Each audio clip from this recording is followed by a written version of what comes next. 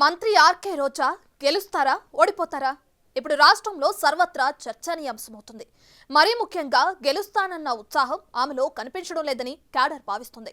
ముఖ్యంగా ఎన్నికల పోలింగ్ రోజే వైసీపీ నేతలే సైకిల్కి ఓటు వేయమంటూ ప్రచారం చేశారని మాట్లాడడం ఆమెలో భయానికి కారణమని భావిస్తున్నారు. కర్ణుడి చావుకు 1,00,000 కారణాలున్నట్లు నగరిలో ఫైర్ బ్రాండ్ రోజా ఎందుకు డీలా పడింది, తన ఓటమి గురించి ఎందుకు మాట్లాడుకుంటున్నారు అనేది చర్చగా మారింది.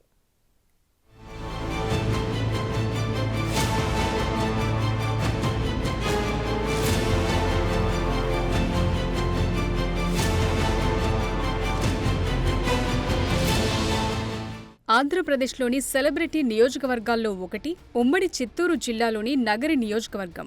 టీడీపీ కంచుకోట లాంటి నియోజకవర్గంలో 2 సార్లు రోజా గెలిచారు. మరి ఈసారి గెలుస్తారా అంటే 6 నెలల ముందు నుంచే డివైడ్ టాక్ ప్రారంభమైంది. అసలు టికెట్ విషయంలోనే రోజాపై పెద్ద ఎత్తులో చర్చ నడిచింది. కానీ టికెట్ దక్కించుకుని పోటీలో నిలబడింది. ఇప్పుడు నెక్స్ట్ ఆమె గెలుస్తారా లేదా అన్న టాక్ విపరీతంగా నడుస్తోంది. అందులో ఆమె క్యాడర్లోనూ రోజా ఫేస్లోనూ ఎక్కడ గెలుపు ధీమా కనిపించడం లేదట.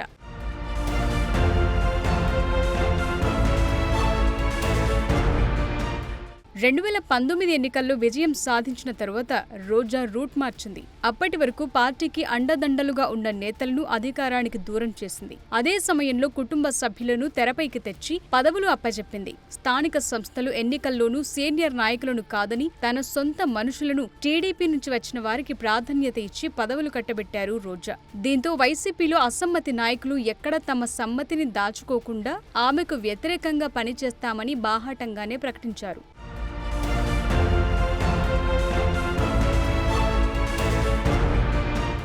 తన సినీ గ్లామర్తో పాటు జగన్ సంక్షేమ పథకాలు తనను గట్టెక్కిస్తాయని రోజా భావిస్తున్నారు.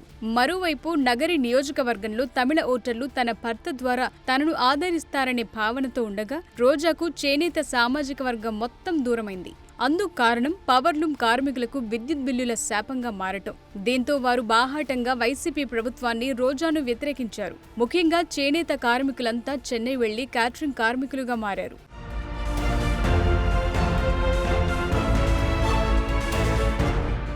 రోజా నోటి దురుసు కూడా పార్టీకి ఇబ్బందిగా మారింది అనేది బాహాటంగానే చెప్పుకుంటారు. ప్రతి విషయంలో టీడీపీ అధినేతను, ఆయన కుటుంబాన్ని టార్గెట్ చేయడానికి నగరిలో చాలా మంది మధ్యతరగతి వర్గాన్ని ఆమెకు దూరం చేసిందని చెప్పొచ్చు. చంద్రబాబు నాయుడికి ఉన్న ఇమేజ్ కూడా ఆమెకు వ్యతిరేకంగా మారింది. చంద్రబాబు అరెస్టు సమయంలో టపాసులు కాల్చి డాన్సులు చేయటం ఆమెపై ఉన్న వ్యతిరేకతను మరింత పెంచింది.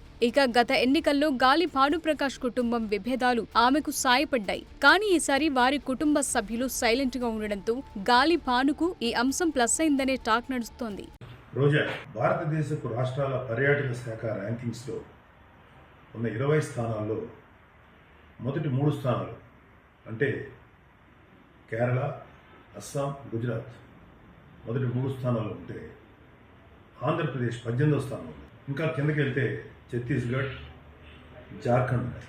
నువ్వు ఇలాగే నీ బాధ్యతలు మర్చిపోయి నోటుకు వచ్చినట్టు మాట్లాడితే అతి త్వరలో అంటే నువ్వు పదవి దిగిపోయేలోగా 20వ స్థానాన్ని తీసుకెళ్లే అవకాశం ఉంది.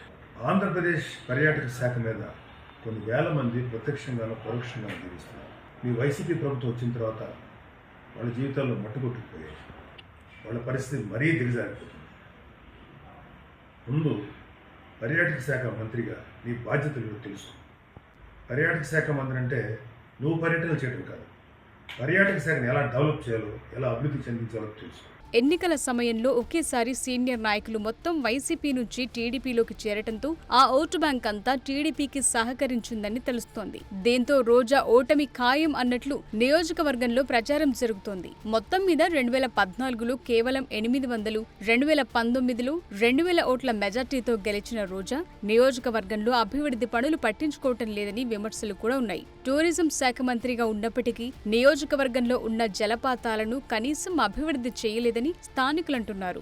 ముఖ్యంగా జూన్ 4 వచ్చే రిజల్ట్స్లో జగనన్న రెండోసారి ముఖ్యమంత్రి అవ్వాలి, అలాగే నేను నగిరిలో 3వ సారి హ్యాట్రిక్ కొట్టాలని అమ్మని బలంగా కోరుకున్నాను. మొత్తం మీద బలమైన సామాజిక వర్గం నాయకులు దూరం కావటం, స్థానికంగా నియోజకవర్గంలోనే వైసీపీ నాయకుడు వ్యతిరేకించడం ఆమె ప్రస్తుత పరిస్థితికి కారణమంటూ గుసగుసలు వినిపిస్తున్నాయి. దీనికి తోడు గాలి భానుప్రకాష్ కుటుంబాన్ని సైతం వదిలి నియోజకవర్గంలోనే నిరంతరం ఉండటం అతనికి ప్లస్ అయింది. మరోవైపు భానుప్రకాష్ మీద దాడి చేయించడం, గాలి ముద్దుకృష్ణమనాయుడు వారసుడు కావటం, ప్రజల అండదండలు ఉండటం టీడీపీ అభ్యర్థికి ప్లస్ అయింది. మొత్తం మీద జిల్లాలో ఎవరు గెలిచినా గెలవకపోయినా రోజా ఓటమి మాత్రం ఖాయమంటున్నారు నగరి ప్రజలు. చూడాలి మరి ఫలితాలు ఏమిస్తాయో.